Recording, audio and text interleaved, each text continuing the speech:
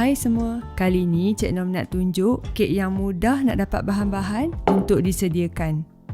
Sekarang ni kan ramai yang cakap susah nak dapat barang-barang bakery. Jadi jom kita sediakan kek klasik yang tak pernah lapuk dek zaman, iaitu kek sarang semut atau ada yang panggil kek gula hangus. Bahan-bahan pun senang, biasa ada kat dapur je.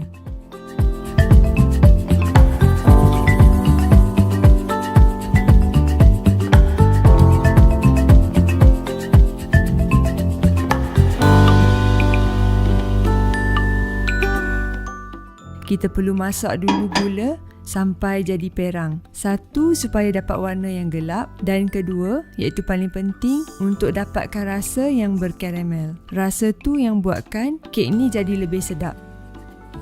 Bila dah mula perang kat tepi, tak perlu kacau, cukup sekadar goyangkan kuali macam ni. Tujuan supaya proses karamelkan gula tu jadi sekata dan bahagian tepi jadi tak hangus dan pahit. Ulang sampai ke semua gula larut, guna kuali yang tebal ya. Tapi kalau ada yang nak kacau guna spatula atau senduk pun boleh. Cik Nom biasa buat macam ni je. Bila dah cukup perang, masukkan air panas. Hati-hati pada waktu ni sebab gula panas akan terpercik keluar. Cik Nom biarkan sekejap nak pastikan gula larut sekata lepas kita tambah air tadi. Kemudian boleh angkat dan ketepikan.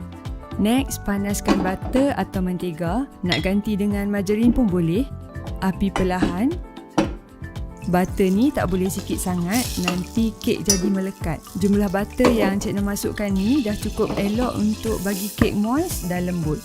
Bila butter dah hampir larut, boleh angkat. Kalau ada ketulan kecil tu, biarkan je. Nanti akan cair perlahan-lahan. Kalau boleh, kita nak elakkan butter jadi hangus dan pahit. Sekarang, Cik Nom nak sediakan loyang. Kalau guna loyang aluminium biasa macam ni, kena sapu mentega dan lapik dengan kertas baking.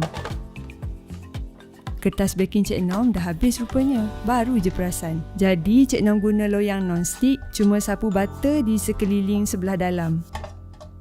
Okey, loyang dah siap prepare. Bahan-bahan kek, tepung gandum, baking soda,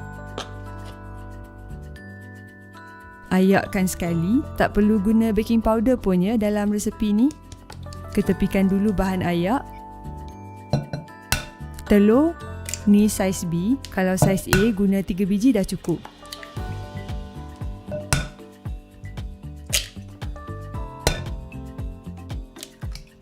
Ada satu tips yang Cik Nom nak share. Kalau kita nak kaut keluar kotoran atau kadang-kadang ada tali putih kat telur, guna balik pecahan kulit telur macam ni, senang nak kaut keluar. Tapi pastikan telur dah basuh bersih lah ya. Kacau telur supaya sebati.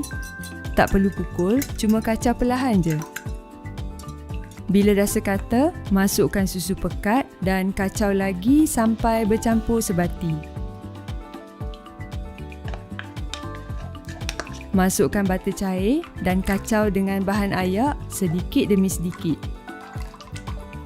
Teknik kalau nak kacau bahan cair dengan bahan kering, kita kacau dari tengah dan nanti perlahan-lahan bahan kering sekeliling tu akan menyerap air dan bergaul sebati. Cara macam ni lebih mudah mengacau. Esen vanila. Dan last sekali, masukkan gula karamel cair tadi.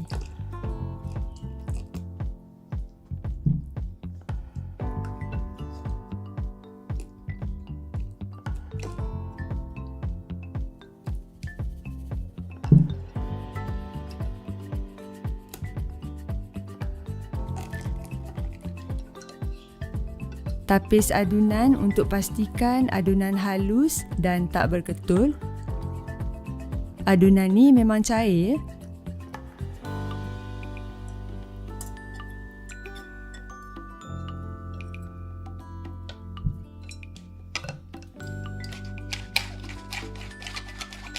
Tutup dan perap selama minimum 1 jam. Bila dah siap perap, tuang adunan dalam loyang dan bolehlah bakar.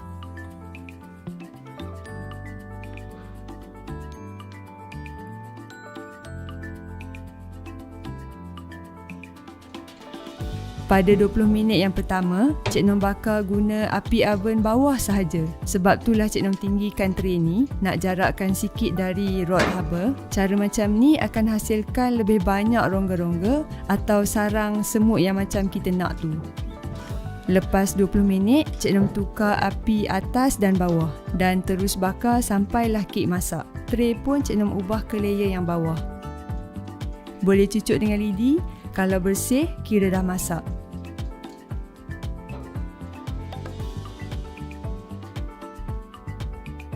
Keluarkan kek dari loyang.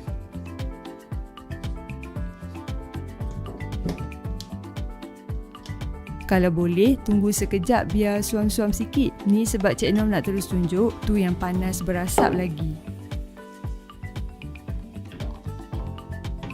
Bolehlah potong kek ikut saiz yang anda suka.